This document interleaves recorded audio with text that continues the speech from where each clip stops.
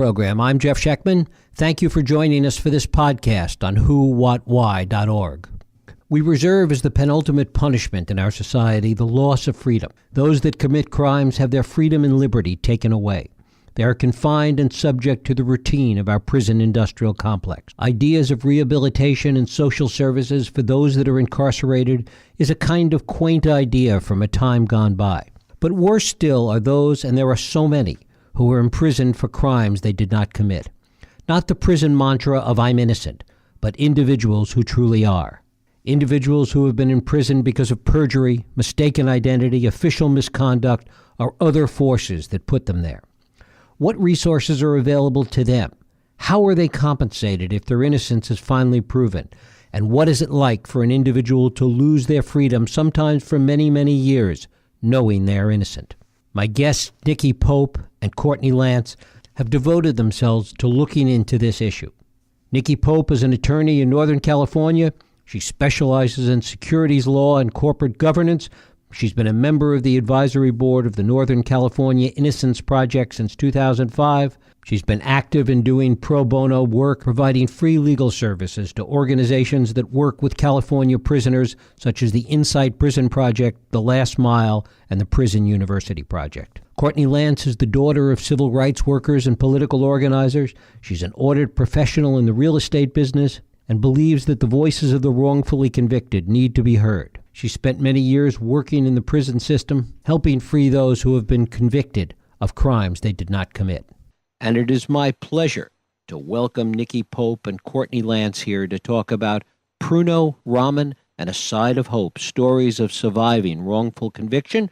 Courtney, Nikki, thanks so much for joining us. Thank you for having us. To be here. Great to have you here. Nikki, start with you. How did you get involved in this work initially? How did you get involved in the Innocence Project and in concern about those wrongfully convicted? Well, it kind of started in law school.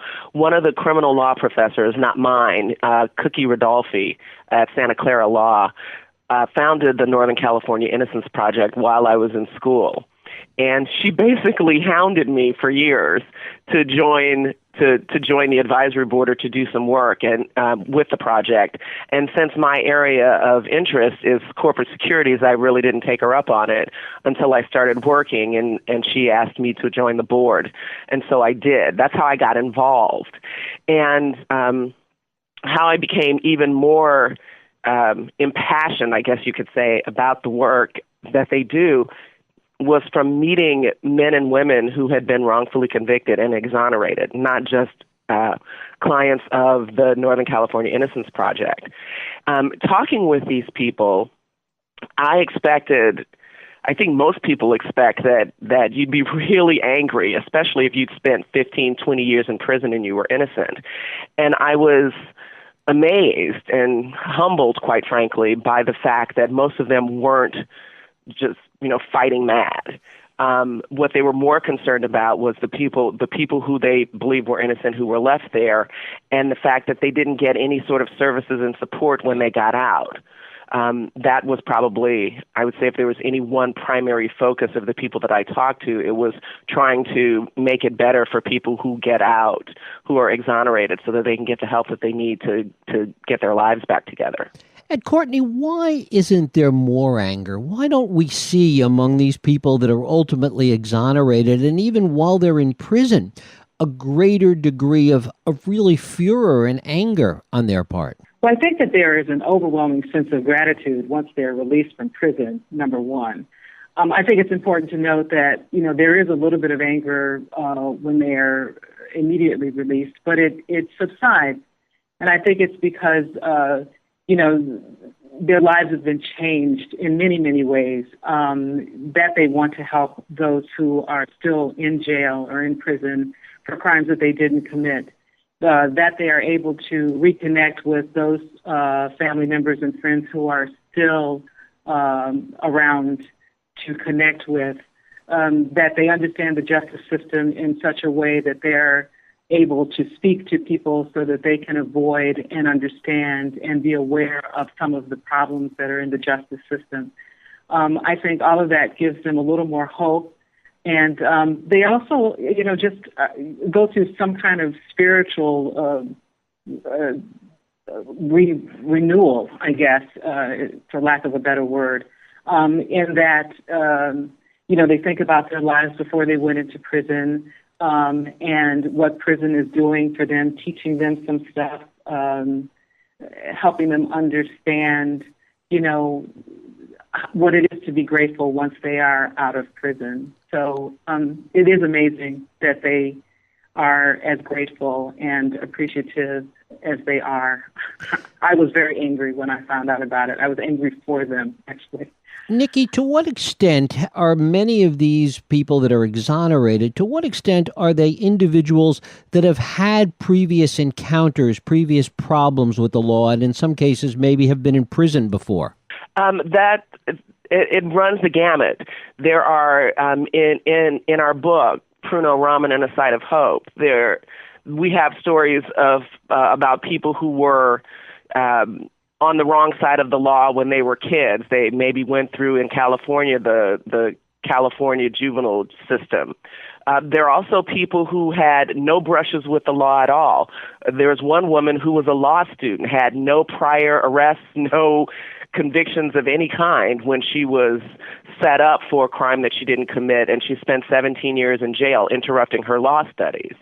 There was a kid who had no problems with the law at all, but he was mistakenly identified, and he only spent 2 years in prison, but he plea bargained to get out, and subsequently he was shown to have been innocent.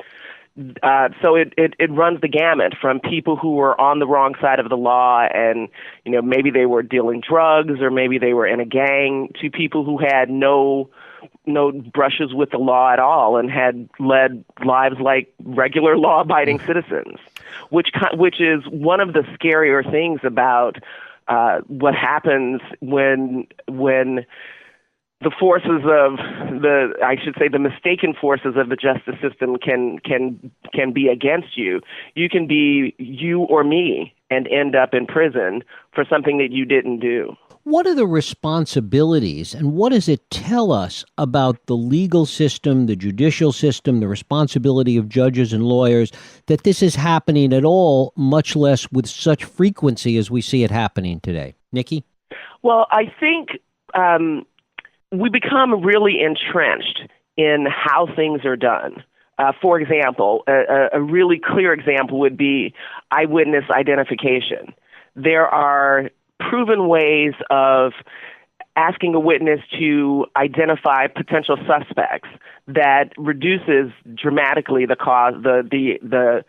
probability of a wrongful conviction. And there are ways you can do it that increase the probability of a wrongful conviction. In California, many precincts, like for instance, or districts, I should say, Santa Clara County, for example, has adopted these best practices for eyewitness identification. But many others in jurisdictions and precincts in California have not adopted those best practices, and it's either because the cost is too high or this isn't the way we've done it in the past, and it's just difficult for people to change the way they have done things. Courtney, how big a problem are we talking about? How widespread is this?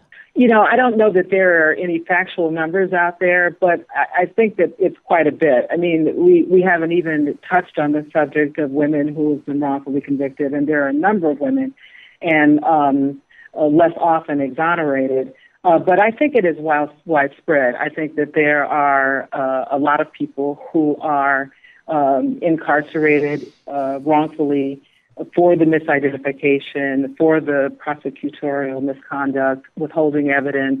And I just think it's hard I don't even know how you can figure out how many there are in prison who don't belong there. If I could jump in here, there have been some studies, and I say studies in quotes and reports that put the number, between 4% and 20%, or 4% and 10%. And those numbers, given the number of people who are incarcerated in the United States, are pretty high. So even if it's 10%, that's a lot of people. If it's 4%, that's still a lot of people. And, if you're the innocent person, if it's just you don't want to be in prison. Are we seeing this happen, Nikki, on the local level, the state level, or even in the federal system? Is there a predominance in any one area? I really can't speak to the federal system. And there have been some improvements. So in certain jurisdictions around the country, in certain areas, Dallas, Texas, for instance, the former DA of Dallas County, Craig Watkins, implemented a conviction integrity unit, which similar to what was implemented in Santa Clara County by Jeff Rosen, to make sure to double check the work and make sure that these convictions are righteous convictions. And so they look at things like how were witnesses, how were suspects identified through eyewitnesses, how was the evidence managed by the prosecution? Was the defense attorney asleep? It's shocking to people, but there are instances where you have defense attorneys who are asleep at the table during the trial, or jurors who fall asleep and the judge doesn't say anything. Or you have attorneys who are presenting arguments and they're intoxicated. And those are the kinds of things that when you look at the trial evidence, especially on appeal, and in our book, in some of these cases, you can see where, because the defense attorney was incompetent, they missed a lot of alibi witnesses or alibi evidence, or just straight up evidence that would have resulted in the person not being convicted in the first place. Because there is this national registry of exonerations, can we look at any particular states, any particular parts of the country where we're seeing more of this go on? Courtney? I think that what's happening is that it's starting to become widespread. Our relationship, particularly for the criminal Raman Inside of Hope book, weighed more heavily in California. I think as more people become exonerated, I think that we'll find that they will be in many more states more widespread than what we see right now. If you go to the National Registry of Exonerations website, you can actually do searches by state and by cause of wrongful conviction, and even post for people who have been executed, post execution exonerations, which is very scary. But when you go to the National Registry of Exonerations, I believe Texas and California rank the highest for exonerations, but then they also are pretty high in the number of people who are in prison. How much of this, Nikki, comes about as a result of innocent mistakes, not so much perjury per se, but misidentification, as you talk about, incompetence on the part of defense lawyers, mistakes on the part of judges? How much of it is innocent and how much of it is more malicious in nature? Well, it's hard to tell. It's hard to quantify how much, but mistakes do happen. There is a rather famous case of Jennifer Thompson and Ronald Cotton, where she was a rape victim, and she identified Ronald Cotton as the person who attacked her. I heard her speak, and she said, while I was being attacked, I made sure, which is astonishing to me, that I looked at this person and I looked him in the eye, so because I was going to be the person who could name him later. And she identified Ronald Cotton, who was across town in a completely other place at that time. And she was convinced that he did it, and he ended up going to prison. It turns out that he, in fact, was innocent. But when you look at a photograph of him and the man who ultimately was convicted, there is a similarity where you could see how she would have made that mistake. That was an innocent mistake. She felt horrible about it because I think Ronald spent 9 or 10, something like that, years in prison. And she felt horrible about it. So mistaken wrongful convictions do happen. Malicious wrongful convictions happen also. And there are probably many other wrongful convictions that happen because a case never goes to trial. Most criminal cases don't go to trial. They're plea bargained. And so you undoubtedly have innocent people who have said, I'll just take the 5 years, and because I'll get out in 5 years as opposed to spending 25 years probably in prison for something I didn't do. So the problem is likely much larger than we think. For both of you, Courtney, start with you. What role has the media played in encouraging some of these cases, in feeding a frenzy in some of these cases? And is there a role the media can play, perhaps, in helping deal with this problem? I think that the media recently has provided a number of stories about wrongful conviction, about forced confessions, exposing the detectives and police officers and their wrongdoing, and really spreading the word. And I think that if they continue to do that, and if they continue to provide information from the courtroom and, delve into some of these wrongful conviction cases, I think that if they continue to report on it, I think it would be very, very helpful. Nikki? One trend I think that I find fascinating, and I can't imagine that it does anything but help, is the number of wrongful conviction storylines you see in popular culture, like in Law and Order Special Victims Unit and The Good Wife, and even some of the newer shows. So I think the more not just the news media, but the pop culture media, the entertainment media, the more people are exposed to what happens, how someone can be wrongfully convicted, how an innocent person can confess to a crime they didn't commit. The more the public is exposed to that, the more, the better. I think the better off we are. And one of the things that we hope people get from reading our book is this compulsion, maybe, or at least the feeling that they can do something about it. They can demand from their legislators that, like for instance, in New Jersey, where best practices for eyewitness identification was demanded across the state by the state attorney general and I believe the governor, but definitely by the state attorney general, and said, you all will do this. This has been mandated. This is the way we will work from now on. And all 50 states could do that. We just the people have to have the will to make it happen. What role, Courtney, does money play in all of this? We don't see people with means being wrongfully convicted necessarily.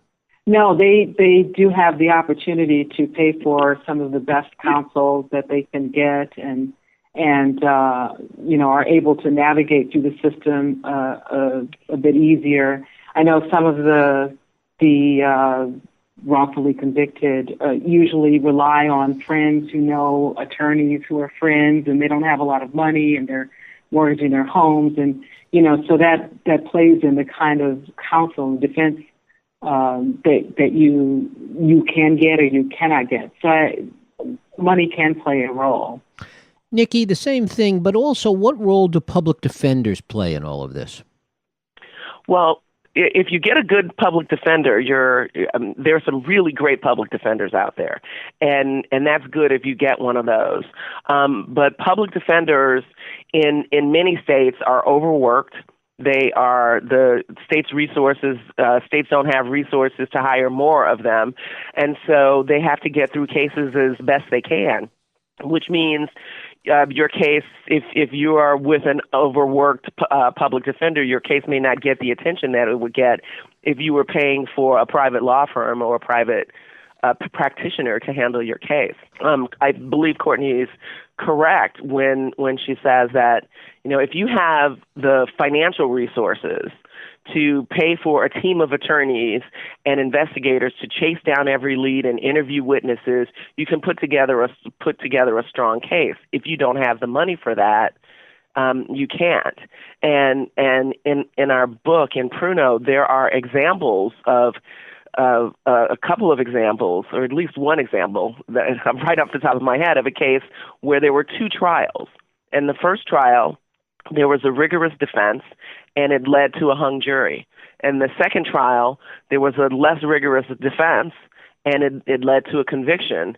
And then, 12 years later, the man was exonerated. And the difference between those two trials was the rigor of the defense. Among those that are exonerated, what kind of mechanism exists for post-imprisonment support, if any, in terms of both mental health resources, financial resources, etc.? Nikki? There's very little. And I should say, in some states, there's none. It's a quirk of the way laws are written that those sorts of services, medical services, job skills training, halfway houses, those sorts of things, in states where it's unavailable to exonerees, it's primarily because the law is written for those services to be available for parolees and ex-convicts. So when you are exonerated, you are neither of those two legally, so you can't get those services. And one of the goals, or one of the purposes of our book Pruno, is to have to be able to provide some support through the fees that we get from the book to provide support to those organizations that help people after they've been exonerated, as well as to help organizations like the Innocence Projects that defend people who have been wrongfully convicted. This is like Courtney's soapbox issue, so she could probably speak more to it than me. Courtney? Well, I just think, there is nothing. This is one of the reasons why I was so up in arms when Nikki, suggested that I write with her on this project for Pruno, that there are no support services, and it just doesn't make any sense. I know one of the exonerees was let out of jail at around 4 o'clock in the morning. It was raining. He had no place to go, and he just stood there. I mean, he was dumbfounded because, the world had changed. He had no one to call, and, there was nothing there. And then when he finally got to some place where he could get out of the rain and sleep, he was sleeping on sofas in different houses, and there was nothing that was out there for him. There was no counseling. There was no food money. There was no housing money. There was nothing, and it is the laws need to change. They just really need to change. I mean, one of the guys, when he got exonerated, and it was a sunny day, it was the middle of the day, they gave him $25 and a paper bag that had the clothes in it, that had in it the clothes that he had been arrested in 20 years earlier, actually 20 years, 4 months, and he was 8 days. Of course, those clothes didn't fit anymore, and $25, I mean, that was it. Are there attempts being made in some states to redress this? Yes. California is one of those states, and there are others. California, for example, has $100 a day. So if you've been wrongfully convicted, the state will reimburse you $100 for every day you spend in prison. The catch with that is you have to be declared factually innocent by a court. So you end up having 2 hearings. The first hearing to prove that you were wrongfully convicted, and then you get exonerated. And then you have to have a series of subsequent hearings so the court can say that you are factually innocent, and then so that the state is bound to give you that money. Now, recently in California, a law was passed to make it easier for the wrongfully convicted to be able to get through that second hearing and be declared factually innocent so that they can get compensated by the state. But in other states, there is no such thing.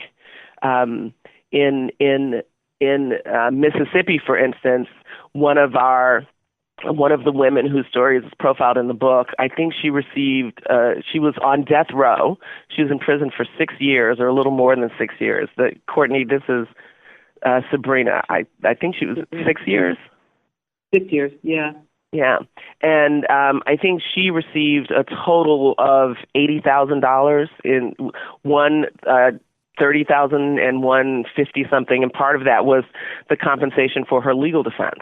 Are there civil liabilities that states are subject to, and have any cases been brought in that respect, Nikki? Yes, there have been lots of civil liabilities cases. They are very difficult to win. It's virtually impossible to win that. You're fortunate if the state settles and the person ends up getting some money out of a settlement. In Pruno, there's one case that actually just ended in a settlement. There was a civil suit, and the state of New York settled. What would you like to see, based upon the stories that you tell in the book, the experiences that you've both had talking to people that have been wrongfully imprisoned? What are some of the best practices that you would like to see put in place that might begin to turn this back in terms of the frequency of these wrongful convictions occurring? Courtney, start with you. I think that our police officers need to be retrained. Detectives need to be retrained in order to follow the rules with regard to identifying suspects and keeping that really clean. Then I think that some of the laws need to change about our prosecutors and how, they are rather protected when there's wrongdoing. It almost is like they're above the law in some instances, and I think that needs to be readdressed. I think that, when there are infractions, when you are withholding evidence, when you are lying about evidence, I think that there needs to be reprimand, and I think that would be some of the best practices. I think that maybe deprivatizing our prison system might be one of them. Taking out our district and state's attorneys out of the political system might also be helpful. Nikki? I would echo what Courtney says, and I would add to that state bar associations bear some responsibility. When prosecutors and defense attorneys are misbehaving, when defense attorneys are falling asleep or appearing in court intoxicated, when prosecutors intentionally withhold evidence, state bar associations should, at the very least, should suspend them. Personally, I think they should be disbarred, but that's me. But it rarely happens. It's a rare instance when a state bar association holds a trial to find out what happened in a case and to punish or lay some sort of punishment on the attorney who misbehaved or was unprofessional. That if state bar associations did that, things would I think change dramatically. The other thing that we need to see happen is for judges to take prosecutorial misconduct and law enforcement misconduct more seriously. There was a study that the Northern California Innocence Project did a few years ago on cases of innocence in California, and found a high incidence of prosecutorial misconduct and prosecutors who were repeat offenders. There weren't a lot of them, but there were a couple who were repeat offenders, and they're still prosecutors. Those people shouldn't be prosecuting. They shouldn't be licensed. So that's the one thing that we would like to see. The book, we hope, will increase awareness of the public about some of the causes that lead to wrongful conviction.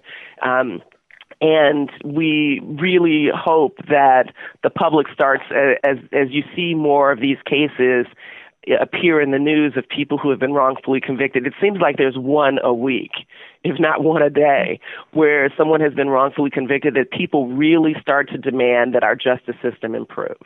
And finally, Nikki, have we seen cases of those individuals that have not had any involvement in the past in terms of prior arrests or any involvement with the law, that have been wrongfully convicted, wind up in prison, and come out, and that is their life? Those are the people that they've associated with, and then wind up committing further crimes.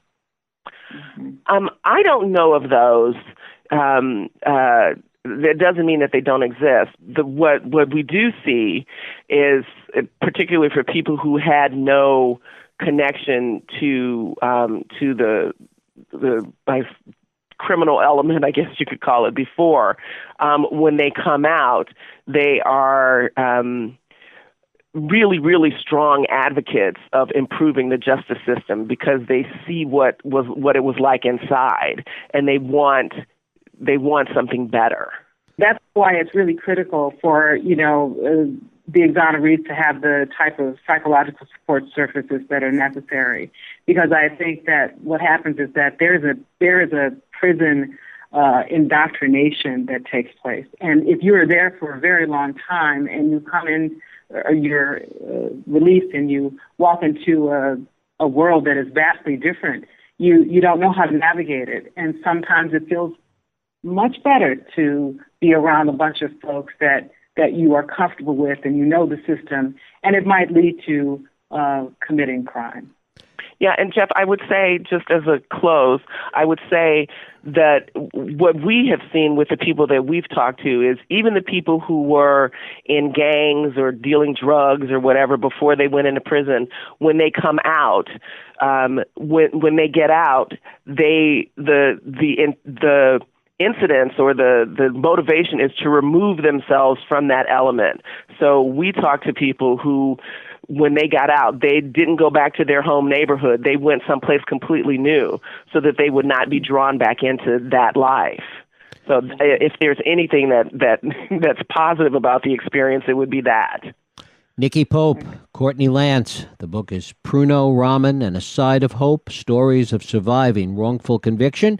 Courtney, Nikki, I thank you both for joining us today. Thank You're you. welcome, Jeff. Thank you. Thank you.